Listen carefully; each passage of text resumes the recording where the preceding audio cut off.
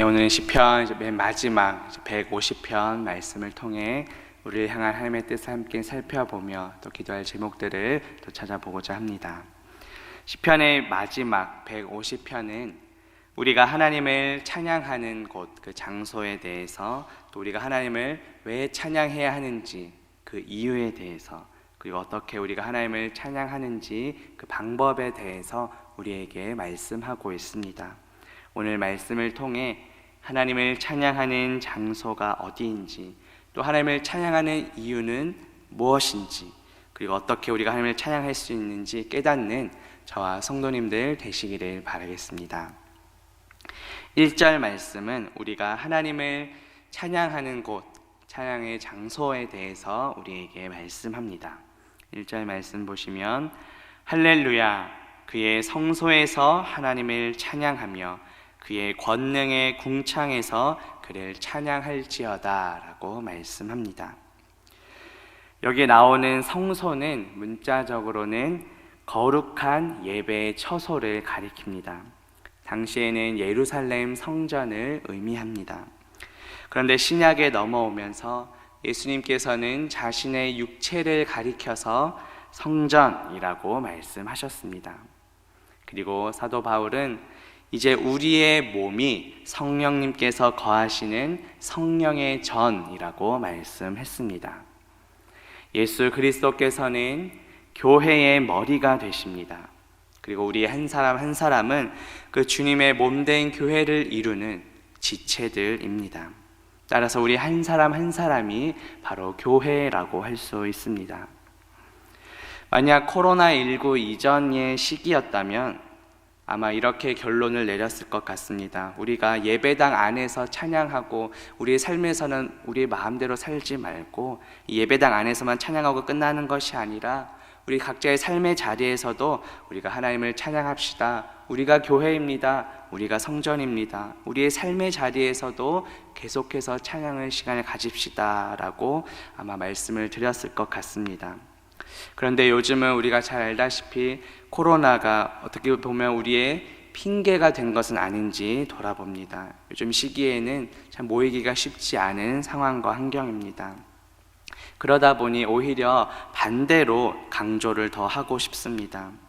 우리 각자의 삶의 자리에서 하나님을 찬양하는 것도 물론 중요하지만 오늘 1절 말씀에 나오는 것처럼 정말 문자 그대로 성소, 즉 하나님을 예배하는 처소인 오늘날 이 교회 예배당에 함께 힘써 모여 찬양하는 저와 성도님들 되시기를 바라겠습니다. 2절 말씀은 우리가 하나님을 찬양해야 하는 이유에 대해서 우리에게 말씀합니다.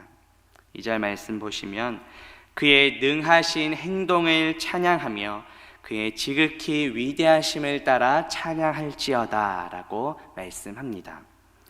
여기서 말하는 하나님의 능하신 행동 그리고 지극히 위대하신 일은 무엇일까요? 우리 하나님께서는 온 세상 만물을 창조하신 창조주이십니다. 그리고 지금도 창조하신 그 모든 세계를 하나님의 섭리 가운데 다스리고 통치하십니다. 그런데 하나님께서 베푸신 많은 여러 일들 중에 가장 위대한 일을 꼽자면 무엇일까요? 바로 우리를 죄 가운데서 구원하신 일입니다. 영원 전부터 성부, 성자, 성령, 삼위일체 하나님께서는 우리 인간의 구원을 작정하셨습니다. 먼저 성부 하나님께서는 우리의 구원을 계획하셨습니다. 그리고 성자 예수님께서는 십자가에서 그 구원을 다 이루셨습니다. 그리고 성령 하나님께서는 예수 그리스도께서 이루신 그 구원을 우리 각자에게 적용시켜 주십니다. 그런데 이 모든 것은 우리의 어떤 자격이나 조건이 아니라 우리의 어떤 행위나 노력, 공로가 아니라 전적인 하나님의 은혜의 덕분입니다. 우리를 구원하신 그 은혜에 감사하며 찬양하는 저와 성도님들 되시기를 바라겠습니다. 3절부터 6절까지는 이제 우리가 하나님을 어떻게 찬양해야 하는지 그 방법에 대해서 말씀합니다. 3절부터 6절까지 말씀에 보면 나팔 소리로 찬양하며 비파와 수금으로 찬양할지어다. 소고치며 춤추어 찬양하며 현악과 퉁소로 찬양할지어다. 큰 소리 나는 제금으로 찬양하며 높은 소리 나는 제금으로 찬양할지어다. 호흡이 있는 자마다 여호와를 찬양할지어다. 할렐루야 라고 말씀합니다. 여러 악기들이 등장하고 있습니다. 나팔, 비파, 수금, 소고, 현악, 퉁소, 큰 소리 나는 제금과 높은 소리 나는 제금, 그리고 마지막으로 우리 인간의 호흡까지 포함이 됩니다. 당시의 제사장들은 나팔을 불었고 레위인은 비파와 수금 그리고 제금을 다루었습니다. 그리고 일반 사람들은 소고와 현악 그리고 퉁소를 다루었습니다.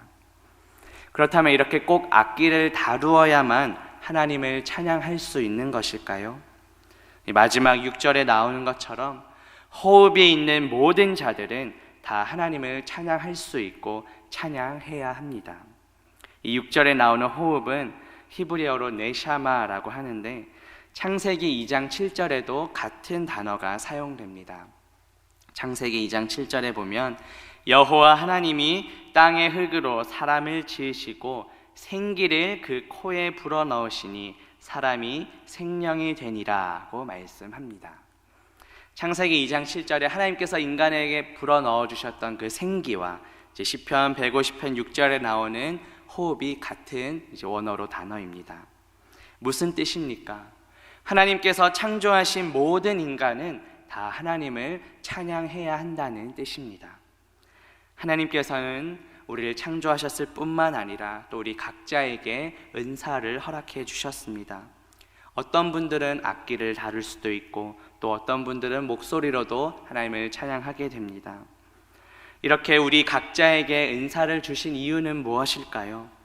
우리의 어떤 의를 드러내거나 우리를 뽐내기 위함이 아니라 바로 하나님을 예배하도록, 공동체를 섬기도록, 하나님을 찬양하도록 우리에게 은사를 주신 것입니다.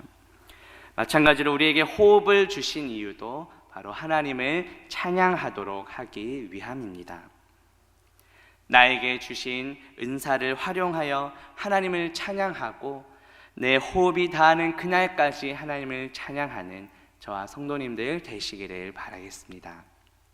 이제 말씀을 맺으려 합니다. 오늘 말씀을 통해 하나님을 찬양하는 장소와 이유 그리고 방법에 대해 살펴보았습니다. 이 시편 150편에는 찬양하라는 히브리어의 할랄이라는 단어가 총 13번이나 반복되어 강조됩니다. 즉 시편 전체의 결론이 곧 하나님을 찬양하라는 것임을 알 수 있습니다. 우리가 살아가는 목적도 하나님을 찬양하는 것입니다. 그리고 주님 다시 오실 때 우리는 영원한 하늘나라에서 영원토록 하나님을 찬양하게 될 것입니다. 1절 마지막에 나오는 그 권능의 궁창이 바로 우리가 하늘에서 영원토록 하나님을 찬양하는 것을 보여줍니다.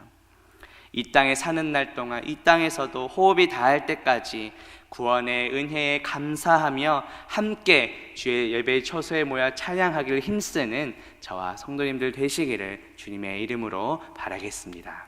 함께 기도하겠습니다. 하나님 아버지, 오늘 말씀을 통해 하나님을 찬양하는 장소와 이유 그리고 방법에 대해 깨닫게 하시니 감사합니다. 하나님께서 우리 모두에게 호흡을 주신 이유는 하나님을 찬양하도록 하기 위함인 줄 믿습니다. 우리를 구원하신 은혜에 감사하며 우리에게 주신 모든 은사를 활용하여 주님을 찬양하는 우리 모두가 되게 하옵소서. 주님 다시 오시는 그날 우리가 영원토록 하나님을 찬양하게 될 것을 소망하며 이 땅에 사는 날 동안에도 우리 호흡이 닿을 때까지 함께 모여 하나님을 찬양하는 우리 모두가 되게 하옵소서. 예수님의 이름으로 기도합니다. 아멘.